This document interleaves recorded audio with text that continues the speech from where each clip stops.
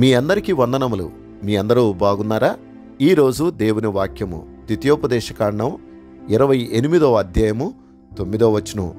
ఆయన తనకు ప్రతిష్ఠ జనముగా నిన్ను స్థాపించును. స్థాపించుట అంటే నిలబెట్టుట, స్థిరపరచుట అని అర్థము.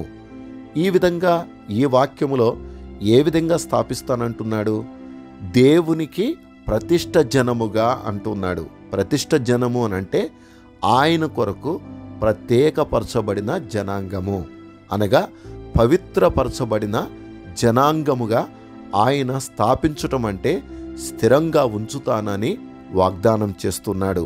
అయితే ఇక్కడ ఒక కండిషన్ ఏంటి అనంటే తనకు లోబడి ఉండాలి, తనకు విధేయత చూపించాలి, తన మీద ఆధారపడాలి, తన మీద సంపూర్ణమైన విశ్వాసము కలిగి ఉండాలి. అలా ఉన్నప్పుడు ఆయన అలా ఉన్న ప్రజలను పవిత్రముగా, నీతిగా, యథార్థంగా ఉండునట్లుగా ఆయన ఆ జనాంగాన్ని కాపాడతాడు. అంతేకాదు, ఆయన ఆ విధంగా కాపాడుతూ ఏం చేస్తాడు అనంటే ఆశీర్వాదాలతో, దీవెనలతో నిలబెడతాడు. అలనాడు మొదటగా పిలిచిన అబ్రహాము మొదలుకొని ఇశ్రాయేలు జనాంగం అంతటిలో కూడా నిలబడిన ప్రతి ఒక్కరిని ఉన్నతంగానే ఆశీర్వదిస్తూ వచ్చి ఉన్నాడు.